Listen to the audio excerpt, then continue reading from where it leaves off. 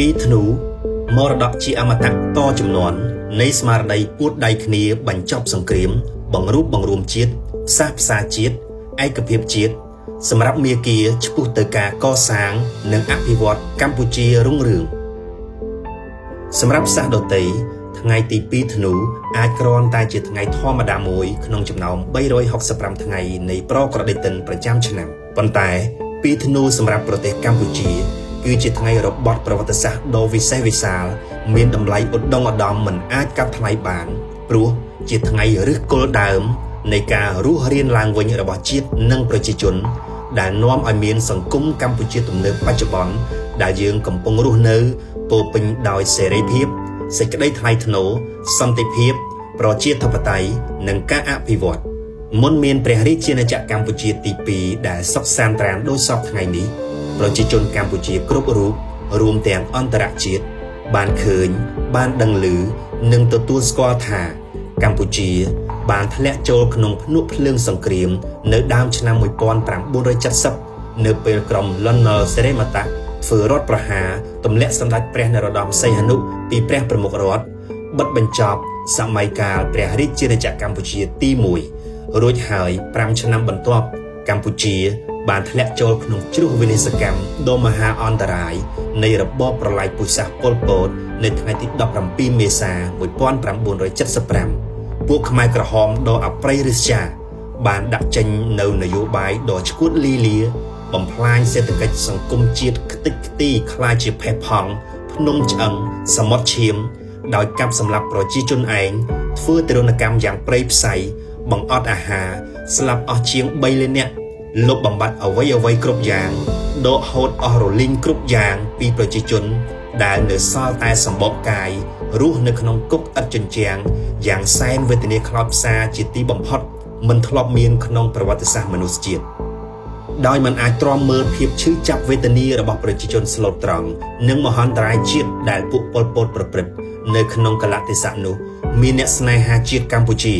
ដឹកនាំដោយសម្ដេចហ៊ុនសែនសម្ដេចហេងសំរិនសម្ដេចជាស៊ីមនិងអិសរាជជនដ៏ស្មោះត្រង់ចំពោះជាតិជាច្រើនទៀត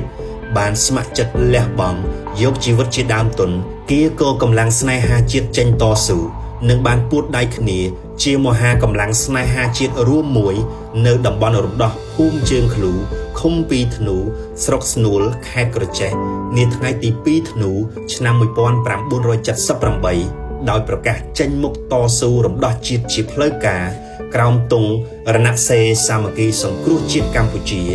ដែលឈានទៅផ្ដួលរំលំរបបប្រល័យពូជសាសន៍ប៉ុលពតរំដោះប្រទេសកម្ពុជាបានមកវិញដោយជោគជ័យពីកណ្ដាប់ដៃបនបិសាចប៉ុលពតនៅថ្ងៃទី7ខែមករាឆ្នាំ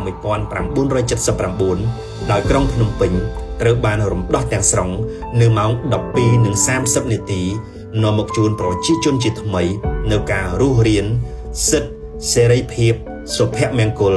សេចក្តីថ្លៃថ្នូរនិងអ្វីគ្រប់យ៉ាងដែលត្រូវបានដកហូតទាំងស្រុងដោយបង្ខំក្នុងរបបប្រល័យពូជសាសន៍3ឆ្នាំ8ខែនិង20ថ្ងៃដឹកនាំដោយប៉ុលពតរវាងថ្ងៃ17មេសា1975ដល់6មករា1979 8ឆ្នាំក្រោយរំដោះជាតិពីរបបប៉ុលពត2ធ្នូជាថ្មីម្ដងទៀតជាថ្ងៃពរជ័យនៃកម្ពុជាថ្ងៃបដិសន្ធិនៃដំណើរបង្រួបបង្រួមជាតិនិងស្វែងរកសន្តិភាពសម្រាប់កម្ពុជានៅពេលដែលសម្ដេចតេជោហ៊ុនសែនដែលជារដ្ឋបរោះពោពេញដោយមនសិការស្នេហាជាតិដ៏ជ្រាលជ្រៅឆន្ទៈមោះមុតពិតប្រាកដចង់បិទបញ្ចប់សង្គ្រាមរ៉ាំរ៉ៃក្នុងប្រទេសនិងនាំមកវិញនៅសុខសន្តិភាពបរិបូរណ៍ជូនជាតិនិងប្រជាជនបានជំនះឧបសគ្គនិងរបាំងនានាដើម្បីទៅជួបចរចាលើកដំបូងជាមួយសម្ដេចព្រះនរោត្តមសីហនុនៅហ្វេអង់តាដឺណ័រសាធារណរដ្ឋបារាំងនៅថ្ងៃទី2ធ្នូ1987ដែលហៅថាជំនួបសីហនុហ៊ុនសែនលើកទី1គឺជំនួបនោះហើយជាមេពូជបង្កើតបាននៅពេលក្រោយមកកិច្ចព្រមព្រៀងសន្តិភាពទីក្រុងប៉ារីស1991ហើយបង្កើតនៅប្រព័ន្ធនយោបាយប្រជាធិបតេយ្យសេរីពហុបកដែលជ្រើសរើសមេដឹកនាំប្រទេសដោយឆន្ទៈប្រជាពលរដ្ឋតាមរយៈការបោះឆ្នោតសកលរៀងរាល់5ឆ្នាំម្ដងតាំងពីឆ្នាំ1993ក្នុងរបបរាជានិយមអាស្រ័យរដ្ឋធម្មនុញ្ញនៃព្រះរាជាណាចក្រកម្ពុជាទី2 ពីធ្នូគឺជាថ្ងៃប្រវត្តិសាស្ត្រដ៏ឧត្តមឧត្តមដែលយើងទាំងអស់គ្នាចងចាំគោរព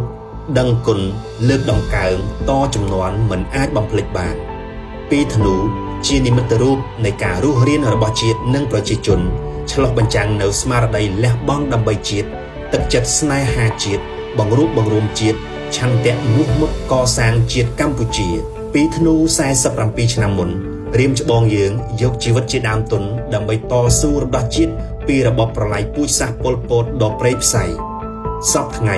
ជាតិមានសន្តិភាពឯកភាពជាតិឯកភាពទឹកដីប្រជាធិបតេយ្យការអភិវឌ្ឍក្រោមម្លប់ដ៏ត្រជាក់នៃអង្គព្រះមហាក្សត្រនៃយើងបន្តមរតកសម្បជញ្ញៈស្នេហាជាតិកសាងជាតិតាមរយៈការប្រមូលផ្ដុំពូនជ្រុំនៅរាល់គំនិតប្រាជ្ញាមនសិការស្មារតីសម្ភារៈនិងអ្វីៗដែលយើងអាចធ្វើបានដើម្បីរួមគ្នាកសាងជាតិកម្ពុជាឲ្យកាន់តែរីកចម្រើនជឿនលឿនរុងរឿងសុភមង្គលជាពិសេសសម្រេចឲ្យបានចក្ខុវិស័យកម្ពុជា2050ខ្មែរធ្វើបានយើងជឿជាក់លើកម្ពុជាឆ្ពោះទៅមុខ